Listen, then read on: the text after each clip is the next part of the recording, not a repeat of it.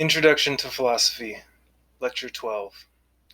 Unit 2 on Personal Identity and the Mind-Body Problem culminates in a very worthy finale with an analysis of Derek Parfit's highly influential work, Reasons and Persons. The analysis is limited to Part 3 entitled Personal Identity. Our text briefly describes his view as follows. At time 1, there is a person. At a later time 2, there is a person. These people seem to be the same person. Indeed, these people share memories and personality traits. But there are no further facts in the world that make them the same person. For short, we'll call this the no further facts view, or the NFF. This view, so described, would have very little persuasive thrust for anyone who endorses the biological continuity approach, or BCA, to personal identity, which is similar to, though not identical with, what Parfit calls the Physical Criterion. Indeed, the entire chapter, though accurate, is so concise that the nuance of his dozens upon dozens of arguments and thought experiments is lost in this brief overview. However, after reading the chapter, you should be well primed to consider deeper evaluations of some of these key arguments as they relate to this course. As we work through our text, I will interject periodically with direct references to the original work, which makes sense because if I just gave an analysis of Levin's analysis, of Shoemaker's analysis of Parfit's work, then this lecture would run the risk of turning into a disjointed game of telephone, and the problems with that seem pretty obvious. Parfit's NFF view is the result of numerous powerful and interconnected arguments that, at least for me, required a roadmap to connect all the dots. But I'll try to present some of them here as clearly and concisely as possible. Some of these interconnected arguments and thought experiments include real-life examples such as the split brain cases, and imaginary examples including brain transplants, gradual neural replacement, psychological alteration by torturous mad neuroscientists, and even a Theseus example. However, he starts with an example that is familiar to us, namely the teleporter thought experiment. Parfit entertains two scenarios we discussed previously, namely the death and copy teleporter scenario and the double copy teleporter scenario. Not only does he convincingly argue for some counterintuitive conclusions that seem to refute those of our own from the last lecture, he also answers some of the questions that we left open. But, like Parfit, we'll return to those later. After our text concludes its general overview of Parfit's identity metaphysics, it shifts gears towards Shoemaker's analysis, as it is presented in the Stanford Encyclopedia of Philosophy. Introduced first is the Identity Doesn't Matter view, or the IDM. The IDM view is one of the conclusions that all of these interconnected arguments and thought experiments ultimately demonstrate. The ideas of reductionism and non-reductionism are also introduced. Reductionism is the view that facts about persons and personal identity consist in more particular facts about brains, bodies, and series of interrelated mental and physical events. Non-reductionism is the view that facts about persons and personal identity consist in some further fact beyond brains and bodies, typically a fact about Cartesian egos, minds, or souls. This is of course antithetical to Parfit's no further fact view, which should give you some idea of where he is going with this. Indeed, in the course of his many arguments, he seems to deliver some fatal blows to the Cartesian theory of the mind or soul. For clarification, I will proceed somewhat differently than our text. First, let's make a distinction between personal identity and what Parfit calls relation R. Then, let's cover some of the defining features of these and their relationship to each other. Then, we will consider a few of Parfit's thought experiments to show why Parfit endorses the NFF view, why Cartesian dualism is problematic, and why relation R is more important than personal identity. There are multiple formulations and criteria for personal identity that Parfit seems to argue against successfully, but for simplicity, I will only articulate one here. Since the PCA, or the psychological continuity approach to personal identity, seemed more promising than the BCA last time, for this analysis, we will focus on Parfit's relevantly similar approach to personal identity called the psychological criterion.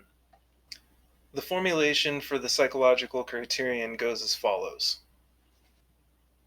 1. There is psychological continuity if and only if there are overlapping chains of strong connectedness. X today is one and the same person as Y at some past time if and only if 2. X is psychologically continuous with Y. 3. This continuity has the right kind of cause. And 4. It has not taken a branching form. 5. Personal identity over time just consists in the holding of facts like 2 and 4. The reason that 2 is important is because psychological continuity is at the core of this criterion. And 4 is important because personal identity is numerical identity. As we've discussed previously, numerical identity is a kind of relationship that a person or thing has to itself. This relationship is reflexive, symmetrical, and transitive. By reflexivity, we mean that a person or thing is identical to itself. By symmetrical, we mean that if a person or thing X is equal to Y, then Y is equal to X, which makes sense because if X and Y are equal to each other in terms of identity, then they are the same thing, which seems trivially true. By transitive, we mean that if any X is identical to Y and Y is identical to Z, then X is also identical to Z. For example, if Derek is identical to Parfit, and Parfit is identical to the author of Reasons and Persons, then Derek is identical to the author of Reasons and Persons. Therefore, with all of these qualities, reflexivity, symmetry, and transitivity, we can see that 4 is required for personal identity since, if psychological continuity were to branch, the continuities would no longer be reflexive, symmetrical, or transitive, and thus not numerically identical. Now, relation R is something that we will have to build from the concept of psychological connectedness. Psychological connectedness is constituted in direct memory connections, which is to say, if X retains a memory, intention, or some other mental state or event that Y had 20 years ago, then X and Y are psychologically connected, and they can be the same person. For psychological continuity, however, a direct memory connection between X and Y is not necessary for X to be psychologically continuous with Y. This would be possible by an overlapping chain of direct memory connections. For example, if from age 5 to age 6, I have a memory from the day before turning 6, it is a direct memory connection, even if I forget that memory the next day or the next week. I will have overlapping memories from days prior that make me psychologically continuous with myself at age 5. Even if I forget everything from before age 5 by the age of 25, I will still be psychologically continuous with myself from 20 years earlier. Therefore, Parfit can define two general relations. Psychological connectedness is the holding of particular direct psychological connections. Psychological continuity is the holding of overlapping chains of strong connectedness. Importantly, whereas psychological connectedness admits of degrees, psychological continuity does not. At age 25, I may have strong connectedness with myself last year in that those memories, ideas, intentions, and other mental states and events are still clear in my mind and weigh on who I am, but very weak connectedness with myself at age 15, and even no connectedness with myself at age 5. Because of this, connectedness cannot be the criterion for personal identity, because personal identity is transitive. If connectedness were transitive, then the strength of those connections between 5, 15, and 25 would need to be identical, which they clearly are not. However, my psychological continuity does not admit of degrees. Because of the overlapping chains of strong connectedness, I am psychologically continuous with myself even before the age of 5. Therefore, I am either continuous or not, so it is transitive. So, 2, in the formula for the psychological criterion for personal identity, which depends on the fact of 1, is what Parfit terms relation R. Namely, relation R is psychological connectedness and or psychological continuity. We will need to keep these concepts in mind as we move forward in our analysis of Parfit's arguments and thought experiments. Now, we have made some distinctions between personal identity and relation R, and covered some of the features of these and their relationship to each other. So, we are ready to finally examine some of Parfit's thought experiments and arguments. After giving his own take on the teleportation examples we discussed in the last lecture, Parfit introduces a new set of thought experiments with a discussion of what is often referred to as the split brain cases. Split brain cases refer to a phenomenon that arises when the corpus callosum, the bundle of fibers that connects the two hemispheres of the brain, is intentionally severed, absent from birth, or somehow damaged. This phenomenon can arise in patients with severe epilepsy who have had their hemispheres split surgically to prevent seizures from spreading from one hemisphere of the brain to the other. When split, the hemispheres became independent and had their own streams of consciousness. This seemed to be confirmed by tests such as the simplified version presented by Parfit, showing the right eye red and the left eye blue, and then the right and left hands writing at the same time the name of the color that the corresponding hemisphere of the brain could see.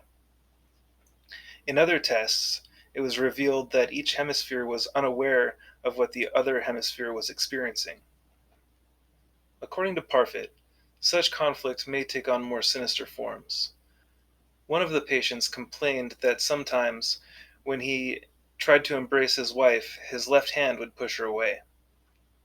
These tests also seem to show that, for most people, the left hemisphere appeared to be better at language processing, while the right hemisphere was better at processing visual and spatial information. Though it is possible that this isn't always the exact same division of labor in the brain, it is also quite possible that each hemisphere could perform the same functions. Based on these actual cases, Parfit conducts a thought experiment in which he is a member of this minority with two exactly similar hemispheres. Suppose he is equipped with a device that can block communications between his hemispheres, and he can block and unblock it at will. If he were taking a physics exam, he could save time by having his right hemisphere work on one part of a problem and the left hemisphere work on another part of the problem. Each hemisphere would have its own stream of consciousness independent of the other. Once the exam was finished, the hemispheres could reconnect and they would then share each other's memories of having completed their portion of the exam. Or more accurately, he would share their memories of completing the exam. Parfit entertains the objection here that he is ignoring the necessary unity of consciousness. However, he is not ignoring it, he is denying it. Parfit sums up here, very succinctly, a very important principle in Western analytical metaphysics when he responds, "What is fact must be possible." Since Western analytical metaphysics and Western analytical philosophy in general is focused on logical rigor, mathematics, language, and the sciences, if something is proven logically, mathematically, linguistically, or in some other way scientifically to remain consistent, we must update our metaphysics to reflect what has been proven. If something has been proven true, but our metaphysics excludes that possibility, then it is on us to either disprove what has been proved or adjust our metaphysics to reflect what has been shown to be real, since metaphysics is concerned with reality.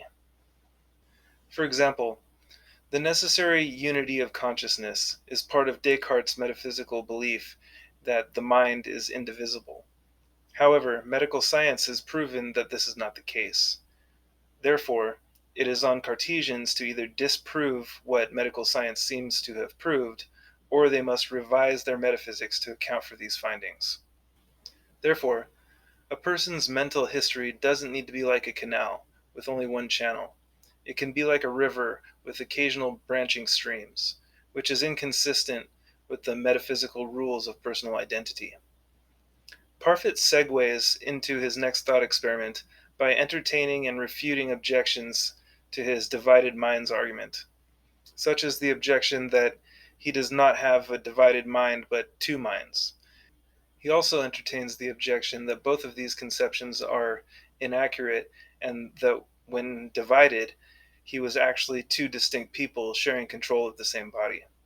However, as Parfit points out, these don't constitute real questions. They are merely two different ways of describing the same outcome. Questions like these Parfit calls empty questions. Parfit entertains numerous other objections, refutes them, clarifies details about his theory, and makes connections with other schools of thought in short and careful steps towards his next thought experiment. But it is all too much to cover here. This is, after all, a single lecture, not a whole book like Reasons and Persons. That said, his next thought experiment would have us consider he is one of a set of twins, identical twins. He has had his body fatally injured beyond repair, and his brother has had his brain fatally injured beyond repair. The only chance for either to survive in any way is to have his brain implanted into his brother's body. Now, it seems like pretty straightforward support for the psychological criterion and, by extension, for the PCA to personal identity, that we conclude the person who wakes up after surgery is him and not his brother. However, it may also serve as support for the physical criterion and, by extension, the BCA to personal identity, since the survival of his brain may constitute enough physical or biological continuity for him to remain physically continuous with himself. Both of these, however, are dependent on the brain being shared with no other body. Furthermore, it is, in reality, well known that a person can survive and function normally with one hemisphere of their brains removed. So if half of his brain had been destroyed, he could still survive with psychological continuity with only half of his brain implanted into his brother's body. Which brings us to the last thought experiment we have time for. Suppose that instead, he is one of a set of triplets. He is in the same situation as before. His brain is fully intact, but his body is irreparable. His brothers both have perfectly intact bodies, but their brains are irreparable. So, the doctors could ensure the most survival by implanting half of his brain into one body and the other half into the other body. Just like in the twin scenario, he will wake up with his psychological continuity intact in a body identical to his own, but in this scenario, this will occur in two separate streams of consciousness. However, Just like in the physics exam thought experiment, he is not identical with either half of his divided mind.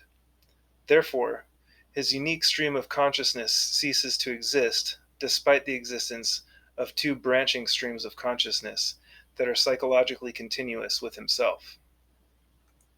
However, if he were to actually survive with half of his brain in only one body, satisfying the non-branching criterion of personal identity, it doesn't make sense to say in the triplet scenario, where both halves of his brain survive, that he does not survive.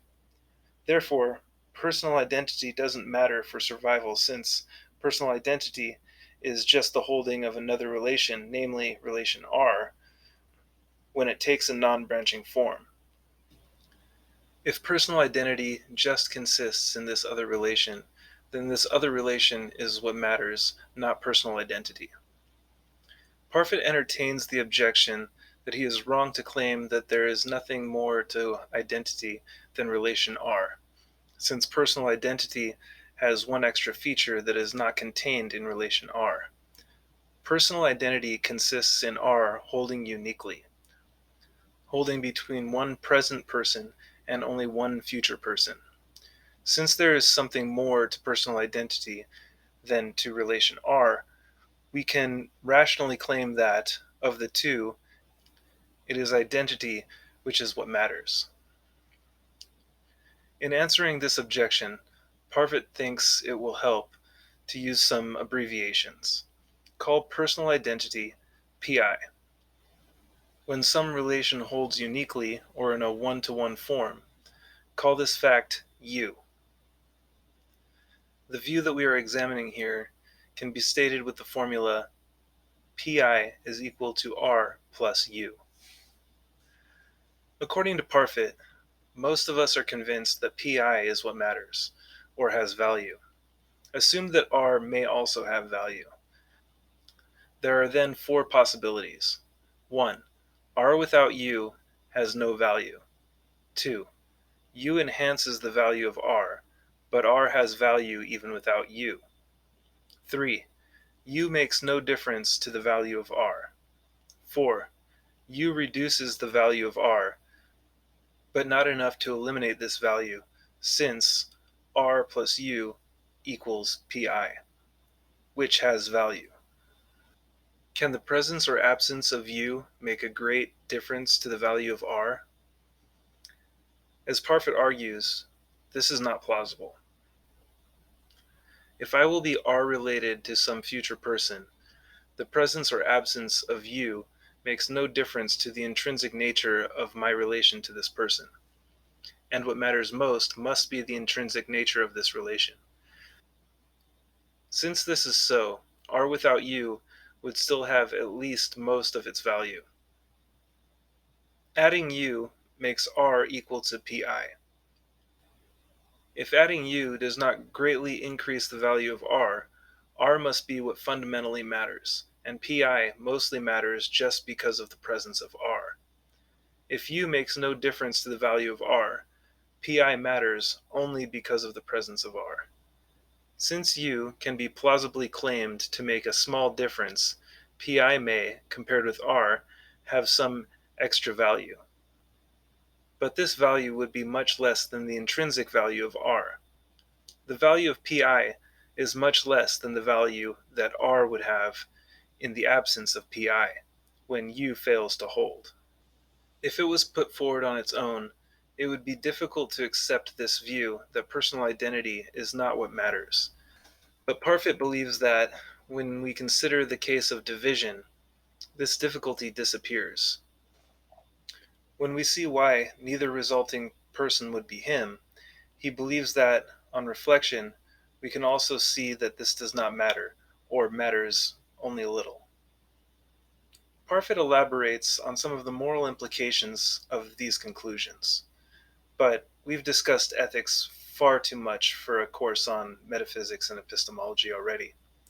So, if you're interested in learning about these moral implications, or Parfit's take on the teleportation thought experiments we've discussed before, I would highly recommend buying his book, Reasons and Persons, or reading it online through the college library.